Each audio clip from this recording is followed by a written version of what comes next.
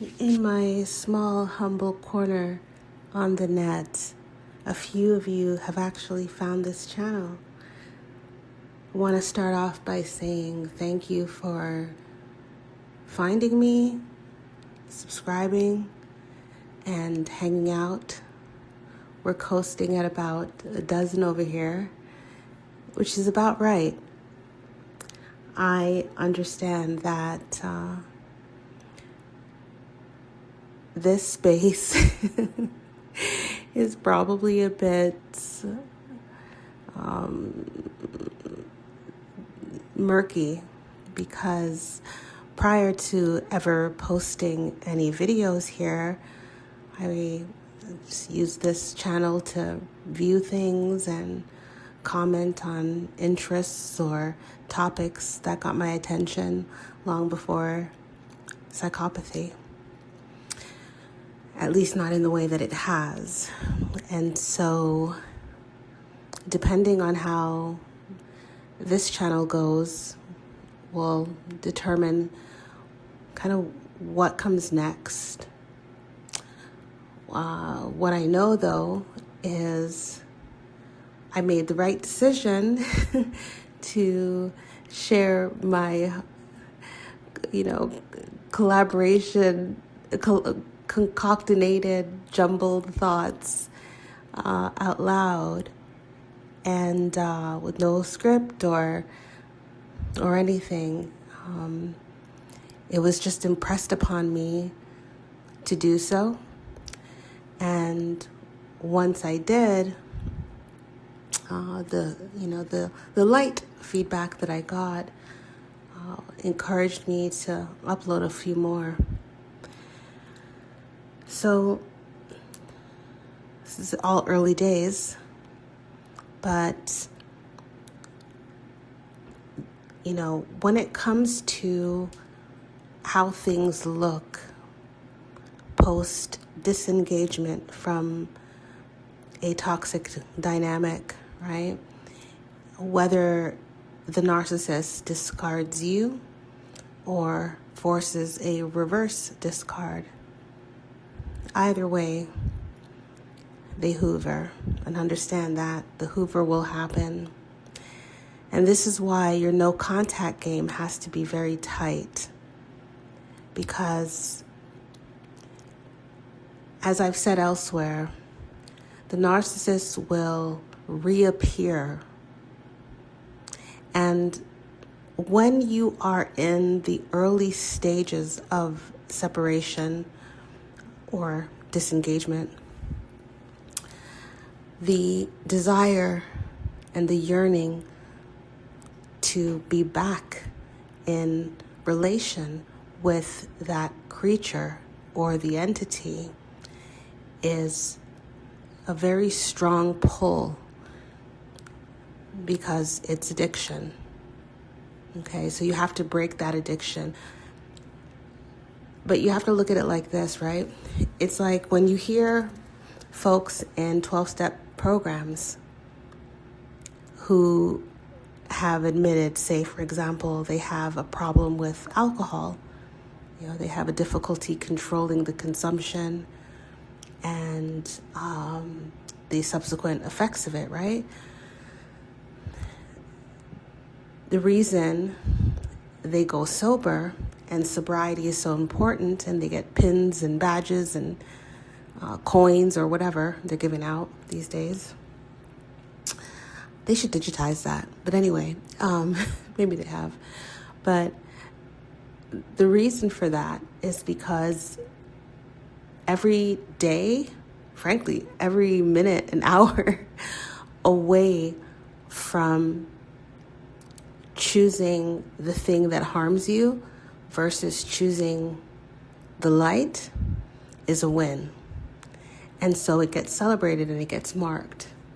Now, some content creators, a couple of my favorites actually, disagree with counting the days since you've been sober from the NPD.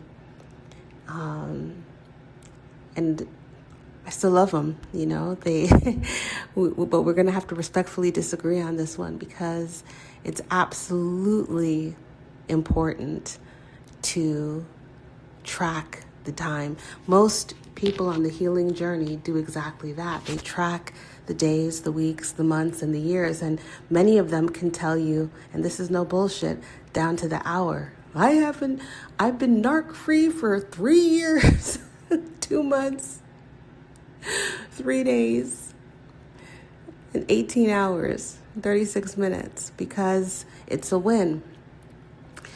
Understand though,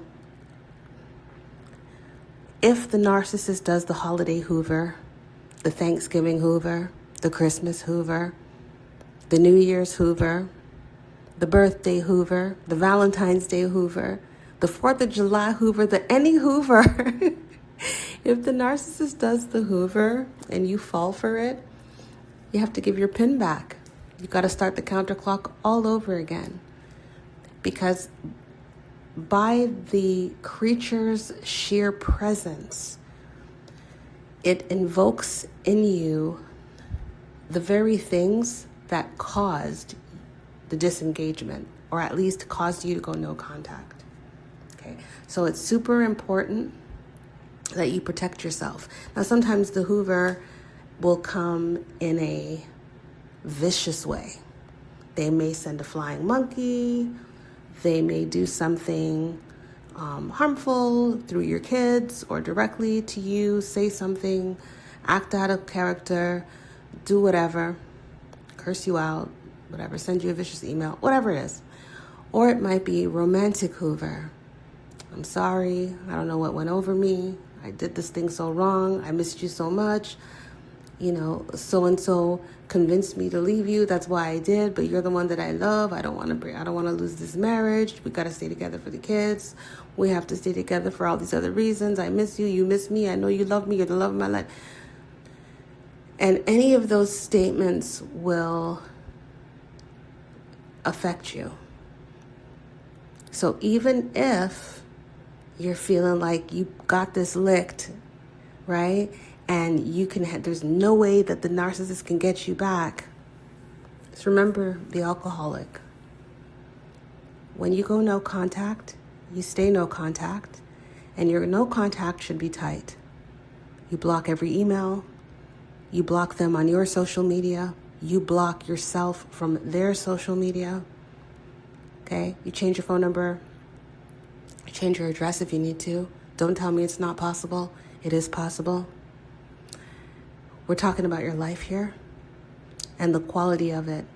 Other people, real people, authentic people are out here waiting for you to emerge from your bullshit. You need to ensure that any NPDs in your life are excommunicado, okay? Concrete. No givebacks.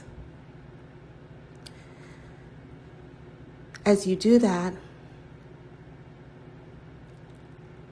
your crew, your tribe will emerge. And you'll have wished you had done it sooner. It takes time, right?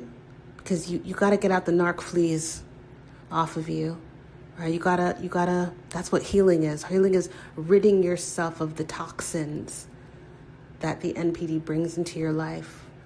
All of the travesty, the difficulty. And you'll still be overcoming things in time, right? Because the narcissists, the damage that they do, just inherently, the insidious nature of it will take years to truly get past. You'll never forget it. It's a part of your existence, part of your story now, and it's a part of your inners, right? The story, not the creature itself. The creature is history. You know, you'll begin to forget about it and all the details along with it over time. But the experience will stay with you, okay?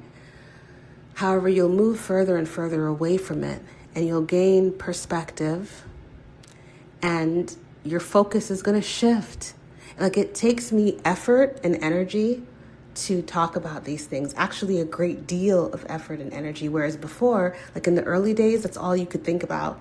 And you just wish you had someone in your world who understood it, because nobody's understanding this shit, or most people don't. You look like you're crazy when you're speaking about it. So you end up bottling it, most of it up inside. And then you might find in this modern time, in the last few years, you'll find a few channels that speak about it, and it's liberating to hear others speak to it, right? It's why I'm doing this. But it takes effort now versus where before it was, a constant thought about not only this topic, but the individual, right?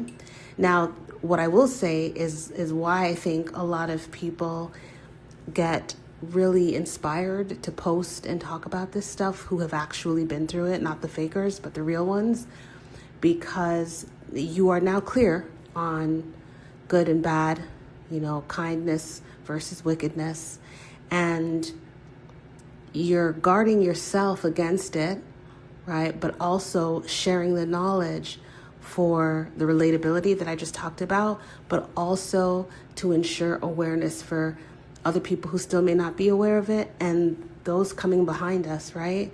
So that there's an understanding, there's stuff out here that, when you're seeing behaviors and such, you can go and listen to people who have actually been through it and see what they did, okay? Ascension is where it is at. Do your shadow work.